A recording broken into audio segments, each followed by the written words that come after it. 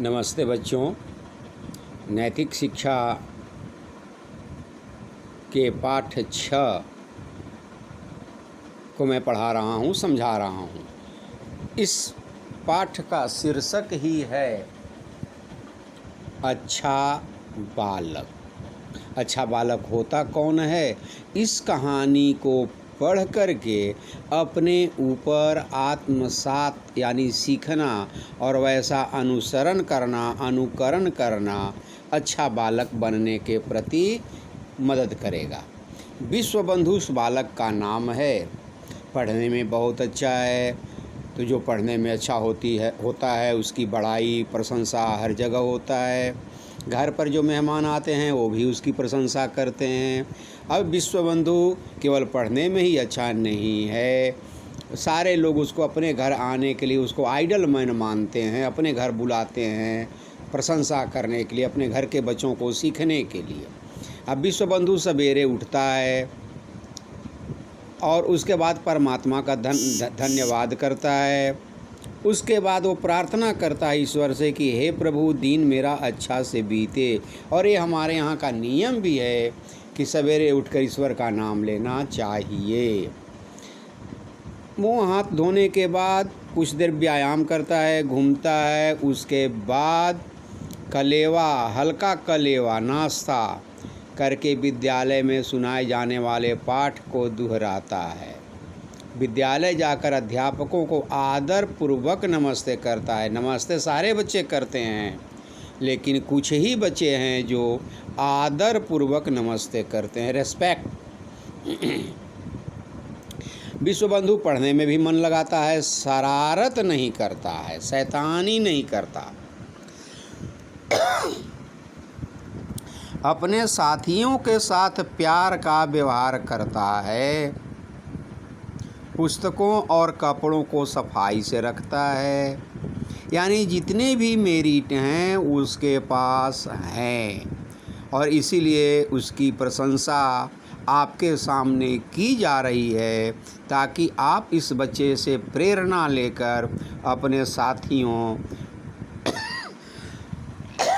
मोहल्ले में अपने माता पिता का, अपने अध्यापक का आदर करें और पढ़ कर के बहुत बहुत अच्छा बच्चा बनकर अपने देश का नाम, अपने गांव का नाम, अपने माता पिता का नाम, अपने विद्यालय का नाम, अपने विद्यालय के शिक्षकों का नाम आगे बढ़ाएं।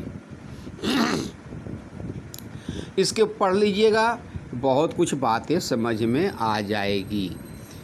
अब यहाँ देखिए, विश्वबंधु से सब प्यार क्यों करते हैं? क्योंकि विश्वबंधु सबसे बहुत अच्छा लड़का है।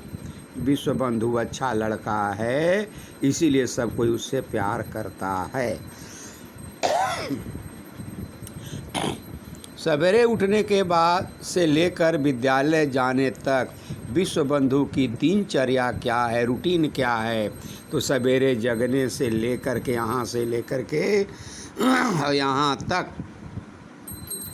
यहाँ तक उसका रूटीन हो गया। इसको पूरा लिख दीजिएगा। विद्यालय में विश्वबंधु किस प्रकार रहता है? विद्यालय में बंधु पढ़ने में मन लगाता है, शरारत नहीं करता है, और यहाँ से लेकर यहाँ तक का उत्तर उसको लिख दीजिएगा। वो अपने दोस्तों की मदद करता है। इस पैराग्राफ तक आपको लिख देना है। मेहमानों के साथ हमें कैसा व्यवहार करना चाहिए, तो ये आप अपने से लिखिए। मेहमानों के साथ हमें अच्छा व्यवहार करना चाहिए। जल्दी सोने और जल्दी जागने का क्या लाभ है? तो जल्दी सोने और जल्दी जागने से मनुष्य का स्वास्थ्य संपन्न और बुद्धिमान बनाता है, इसलिए हमें सवेरे जगना चाहिए। और अगला चैप्टर पाठ 7 जो है वो महात्मा सुकरात की कहानी है। महासुकरात यूनान में एक बहुत प्रसिद्ध संत हुए थे। जितने शांत स्वभाव के सुकरात थे, उतने ही क्रूर स्वभाव की उनकी पत्नी थी। पत्नी अकारण झगड़ती थी, अकारण, बिना मतलब का झगड़ा, कुछ न कुछ। एक दिन उनके कुछ शिष्य बैठे थे, उस समय भी झगड़ा कर ली। एक दिन उसको गन्ना चूसने का मन हुआ तो सुकरात को बोली कि गन्ना ले आइए। सुकरात ने एक गट्ठर माने 10-20-50 गन्ना तोड़कर सिर पर रखा चला। बड़े ही उदार स्वभाव के थे। रास्ते में कुछ लड़कों ने मांग लिया, उन्होंने गन्ना देना शुरू कर दिया। जब घर आए तो उनके सिर पर सिर्फ एक गन्ना बच गया। अब यह देखकर पत्नी को गुस्सा आया। उन्होंने उस गन्ना को उठाया उनकी पत्नी ने और सुकरात के देह पर दे दिया। गन्ना बीच से टूट गया। सुकरात मुस्कुरा कर करे, चलो अच्छा हुआ, गन्ना एक था तो कैसे चूसते, अब गन्ना 2 हो गया, आधा तुम चूस लो आधा हम। इस पर पत्नी शर्मा गई। विद्यार्थी हंसने लगे। अब इतना बोल करके भी सुकरात की पत्नी को संतुष्टि नहीं मिली। एक दिन उनकी परीक्षा लेने के लिए उसने कीचड़ उठाकर एक घड़े में डालकर और सुकरात के शरीर पर डाल दिया। विद्यार्थी गुस्साए, लेकिन सुकरात ने कहा, नहीं, ये हमारी सहनशीलता की परीक्षा ले रही है कि आप अगर संत हैं तो कितने सहनशील हैं। ये केवल मेरी पत्नी ही नहीं, मेरे बच्चों की माँ है, इसके ऊपर आप गुस्सा नहीं कर सकते। लास्ट में पत्नी शर्मा करके माफ़ी मांगी। ठीक है ना। तो इस तरीके से इस चैप्टर की कहानी है। महात्मा सुकरात की पत्नी का स्वभाव कैसा था? बहुत ही क्रूर था। इसी में मिल जाएगा आपको। उनकी पत्नी का क्रोध की साक्षात मूर्ति थी। हमेशा लड़ती रहती थी। मीठा बोलना तो उसने सीखा ही नहीं था।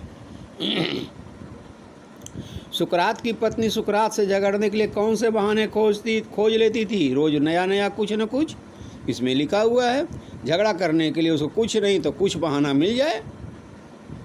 झगड़ा करने वाले को कोई बहाना की कमी थोड़ी होती है। पत्नी द्वारा अपशब्द सुनकर भी सुकरात चुप ही रहे तो उनकी पत्नी ने क्या किया? कीचड़ लाकर डाल दिया। पढ़ लीजिएगा, मिल जाएगा। पत्नी द्वारा कीचड़ डालने पर सुकरात ने क्या कहा?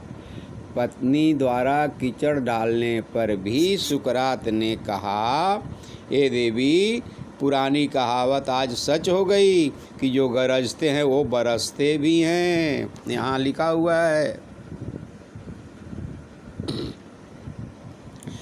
सुकरात ने अपनी पत्नी की प्रशंसा किस प्रकार की? सुकरात बोले, उसकी प्रशंसा में बोले, यह ठोकर लगा लगा कर देखती है। यह ठोकर लगा लगा देखती है कि सुकरात कच्चा है या पक्का है। इसके बार बार ठोकर लगाने से मुझे भी पता लगता रहता है कि मेरे अंदर सहन शक्ति है या नहीं। Thank you.